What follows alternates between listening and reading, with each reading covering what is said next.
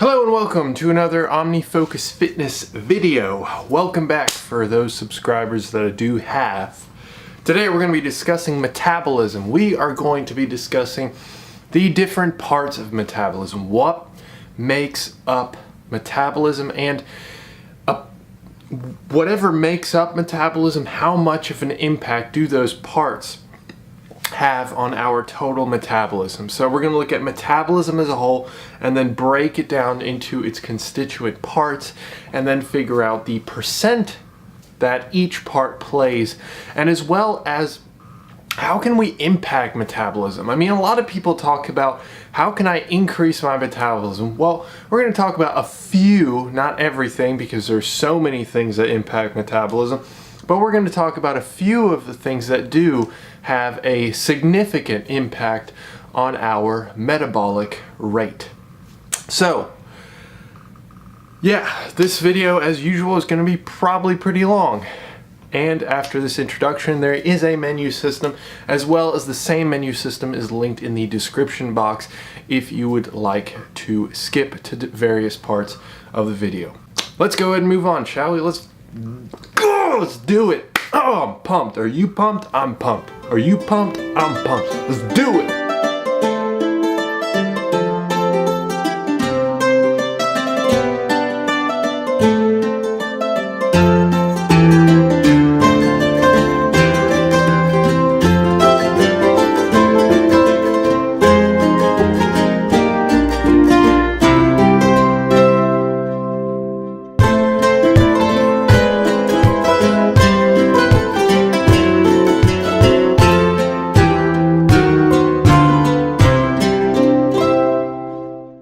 What makes up metabolism? Well, the makeup of metabolism is sometimes described as the total daily energy expenditure.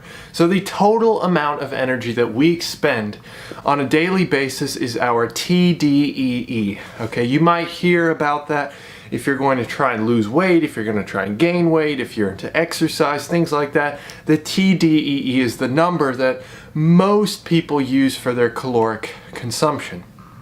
That said, the metabolism, our total metabolism, is made up of three components. The first one, which is the main component, and we'll go over how much of it is the main component in the next section, but the first part is called the basal metabolic rate, the BMR.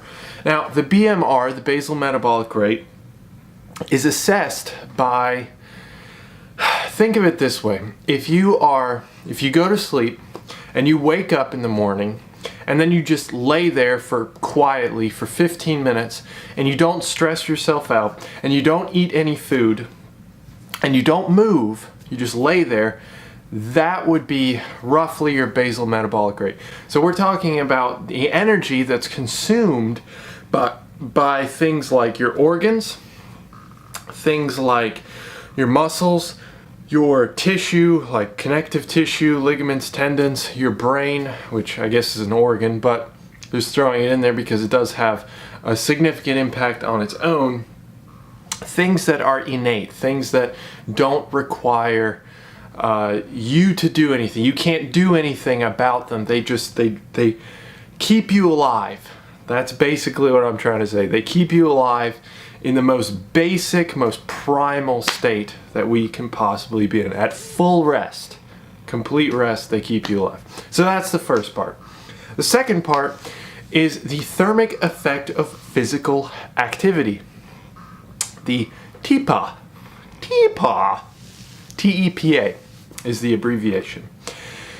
And the TEPA is made up of two different subcomponents, which are the non-exercise activity thermogenesis, NEAT, N-E-A-T, and exercise activity thermogenesis.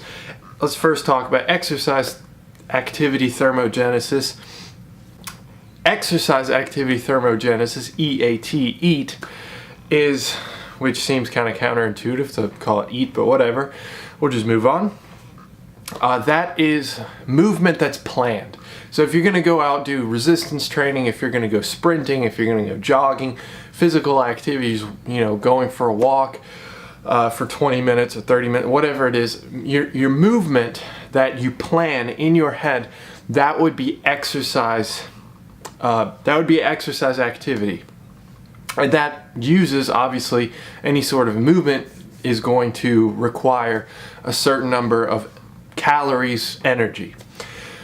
And then the other one is non-exercise activity thermogenesis. And there's actually a decent amount of research on this. I'm not going to go into any of it right now, but it's a pretty interesting phenomena. Basically, it is movement that we aren't necessarily aware of. So non-exercise activity thermogenesis can be something like the movement of your knee when you're nervous or something like that. Or if, hey, I mean, even me, like I'm very expressive with my hands sometimes, that would probably fall under non-exercise activity thermogenesis. Really, writing, typing, any sort of movement that isn't related to exercise, isn't planned, you're not sitting there like, okay, I have to run for 35 minutes at, 6 miles per hour or something like that. That's exercise, that's planned. The other half is unplanned, so anything that you're not necessarily thinking about. Even keeping yourself upright. Like even keeping yourself upright, sometimes you kind of sway back and forth, you kind of shift in position. Those things, they're not going to make a massive difference. I mean, they're not like expending thousands and thousands of calories, but they do have an impact on your metabolism. You do have to use calories to make those things happen. Now, finally, the third one is the thermic effect of food. And this one is basically just the energy that is used by our body to, 1, digest our food, 2, absorb our food, 3, transport our food through our circulatory system, our blood system, etc., and 4, store our food. Be that as glycogen, be that as fat, really just storage of food, as well as really the biggest one that most people attribute it to is digestion and absorption of food. That does require calories and is not put under the umbrella of the basal metabolic rate. So those are the 3 main components and their subcomponents and their kind of definitions, so that we can now go on and express exactly how much of a percentage each one plays, how much of a role each one plays to our total metabolism, our TDEE. TD. Let's move on. Alright, so how much of an impact do these have? As I've already mentioned, BMR is the biggest one. BMR at least makes up half of our total metabolism, but it can go up to about 70% of our total metabolism. That is a massive chunk of our total metabolism. That said, the reason why is because just keeping us alive takes a massive amount of energy. I mean, there are countless processes that the body is going through, like second by second. We're talking about on an elongated scale, day to day, our body is going through a massive amount of different systems, from creating muscle, for example, protein synthesis, going into pumping blood, for example, with the heart, talking about things like breathing. I mean, just really the most basic things that you wouldn't really necessarily think about on a day-to-day basis. The reason why we're able to do these things is because of the basal metabolic rate. And there are fluctuations, and that isn't fully understood, but for example, if we go in a caloric deficit, for example, we can lose some of that muscle mass, which is, again, another part of BMR. And that muscle mass is a metabolically active tissue. It's the most metabolically active tissue as opposed to maybe fat mass. And if we lose some of that, of course, then our BMR is going to reduce, as well as other physiological changes that can occur, which can decrease our BMR as well. Again, not going to go into those right now because that can just go on a whole nother tangent. Anyways, though, talking about muscle and its contribution to BMR, so now that we know BMR as a whole is 50 to 70% of our total metabolism, so our total metabolic rate. That being the case, muscle actually makes up 20 to 30% of BMR. So we're not talking 20 to 30% of total metabolism, we're talking about 20 to 30% of that 50 to 70%, so of BMR, basal metabolic rate. Another big, probably the biggest contributor is the organs. The organs, liver, brain, kidneys, all that stuff contributes 60 to 70% of total basal metabolic rate. So again, not of the TDEE, but of basal metabolic rate. And the final 5 to 10% is contributed by fat tissue. So we've got our fat-free mass tissue, we've got our fat mass tissue, and then we've got our organs.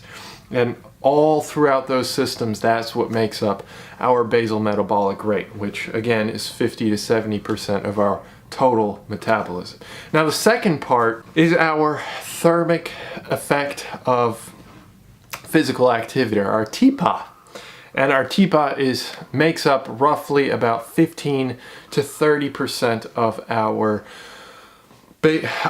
total metabolism. I almost said BMR. No, 15 to 30% of our total metabolism. Of course, there's almost always going to be a range, because these things aren't just like, this is it, this is my metabolism, and it's never going to change. Of course, there are going to be changes, with time, with activity level. I mean, one day you're really active, one day you're not that active. I mean, all kinds of different things can change. And that's actually what I was referring to with the interesting research in non-exercise activity thermogenesis. There's actually some interesting changes that occur in that. So that can certainly have an impact. And of course, just conscious physical activity, doing exercise, that can of course have a massive impact on our total metabolism as well. And finally, digestion, talking about the thermic effect of food, digestion, absorption, transportation, storage, all that jazz. We are talking about the last 0 to 10%, well, it's not going to be 0% because we do eat, but that last 10% roughly of our metabolism that is made up of the thermic effect of food. So just a quick recap, BMR being 50 to 70%, our activity level, be that conscious, unconscious, or subconscious, etc., is 15 to 30%, and then our thermic effect of food makes up that last little bit, whatever percentage is left, up to right around 10%. And those are the impact factors. Now let's figure out how we can manipulate some of those. All right, so these are just a few of the impact factors. I'm just going to discuss 3 of them. There are smaller ones that also have an impact on your metabolism. But the first one that we can actually make a change on our metabolism is exercise. So programmed physical activity, where we actually consciously think about doing exercise. Movement in general, as I've already mentioned, does increase our caloric consumption. We need calories, we need energy. If you think of calories in a rough term to energy, we need energy to be able to maintain movement or create movement. So that being the case, then of course, physical activity, exercise is the more you do, the more calories you're going to end up needing to use. So that is going to bump up your metabolism. That is in a direct sense. However, in an indirect sense, if you do the right type of exercise, specifically talking about anaerobic exercise, otherwise known as strength conditioning, strength training, strength exercise, using barbells, dumbbells, kettlebells, body weight, doing things that are going to promote muscle building, then you're going to have a chronic elevation of your metabolic rate. And that actually specifically has an impact on your basal metabolic rate. Not only does activity in general have an impact on your thermic effect of physical activity, but it could, if you did things correctly, it could have an impact on your BMR in the long term. By even at rest, you would be then burning more calories with your metabolism than you would normally. Now, another factor is, of course, nutrition and consumption. I'd like to group those together. They're roughly about the same thing. So if you focus on nutrition, then you're able to also have an impact on your BMR. Imagine if you are in a 1,000 calorie deficit for, let's say, 8 weeks. Is your BMR going to go down? Absolutely it will. Yes, it will. Your thermic effect of food will go down as well, but that's not going to have nearly as much of an impact as your basal metabolic rate, because we know your basal metabolic rate, by now we should know, that it is a much larger percentage of your metabolism. And that being the case, if your basal metabolic rate goes down, because you would then lose some muscle mass, you would lose some fat-free mass, which is metabolically active tissue. You would also lose fat mass, which has some metabolic activity in it as well. So if you lose those, you lose some of that, then of course your BMR is going to decrease, as well as some physiological changes that are far too in-depth for this video, but there are other possible physiological changes, I guess I should say, that would then decrease your BMR, your basal metabolic rate. Now, that said, if you were then to flip that to the other side, let's say you consume more calories, you're not in a caloric deficit, you're in a caloric surplus, and then you were to, as well as that, you would also pair that with something like resistance training, like I mentioned through in the exercise subsection. That being the case, if you were to pair those two, then you would have an even higher level, a higher productive impact on your basal metabolic rate. And if that's the case, then you again have a heightened basal metabolic rate. Am I talking about like a 500 calorie increase or 1,000 calorie increase per day? No, I'm not.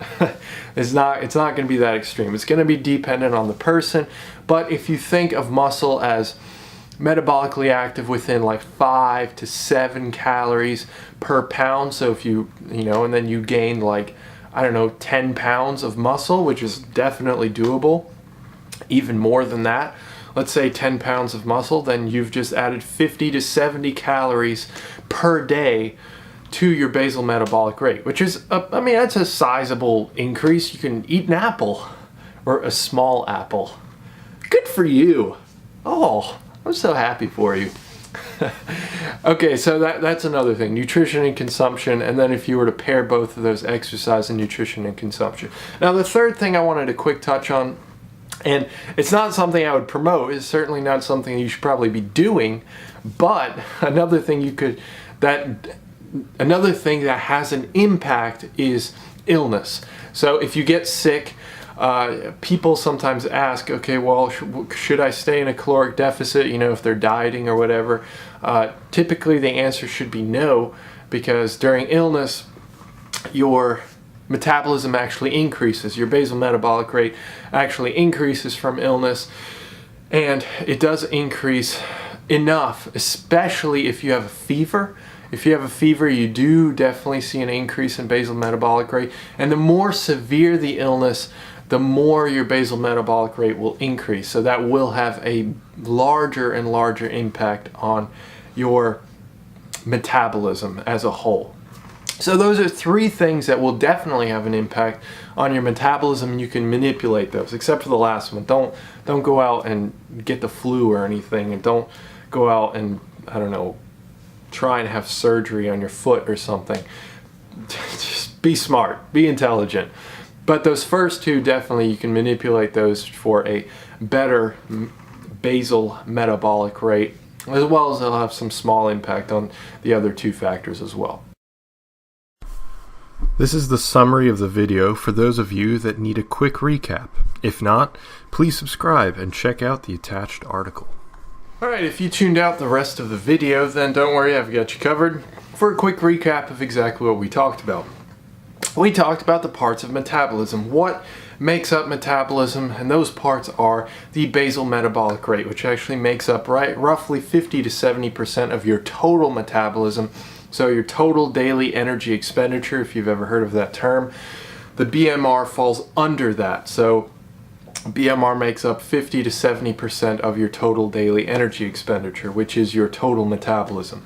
Another part of total metabolism is the thermic effect of physical activity, which is broken up into exercise physical activity and non-exercise activity thermogenesis. Now, that being the case, those make up about 15 to 30% of your total metabolism, and whatever is left is left to the thermic effect of food. Thermic effect of food is taking into consideration digestion, absorption, transport, and storage of the nutrients that you consume. And that makes up roughly between 0 and 10%. It's not going to be 0 because it's not like you're never going to eat. So it's going to be, let's say, we'll just say between 1 and 10%, closer to 10%. All right, so those are the different parts. That's how much of an impact each one has. And we also talked about what are a few of the major factors that have an impact on metabolism, on total metabolism. The first one being exercise, the second one being nutrition and consumption, and the third one being illness. So the first two are definitely variables that you can manipulate, and that will actually increase your basal metabolic rate. If you were to, for example, resistance train, as well as have adequate nutrition, take in protein, be in a correct caloric consumption, then you would see a building of muscle, which muscle is part of that basal metabolic rate, and you would see a day-to-day increase of basal metabolic rate. Not a massive increase, but substantial enough to see a small difference. Also, then of course, illness depends on the severity of illness. I do not recommend that you go get yourself sick because, one, it's a really temporary increase in metabolic rate, but also because, are you crazy? When we're talking about the severity of illness, the more severe the illness, especially when it comes to fever, if we're talking about open wounds, talking about surgery, talking about chronic illness, those can certainly increase metabolic rate as well. And colds, flu, that'll definitely increase metabolic rate as well, but to a much lower degree. Still, don't try and go get sick. All right, so that's the video.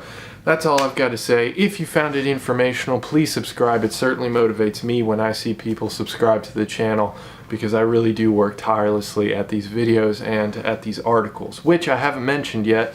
There is an article with all my sources listed below in the description box. It is free, it is ad-free, so don't worry about clicking on any nonsensical ads, because I do not support that kind of stuff. This is all science-based. This is the OmniFocus Fitness channel, and I hope you have an awesome day. I will see you next time.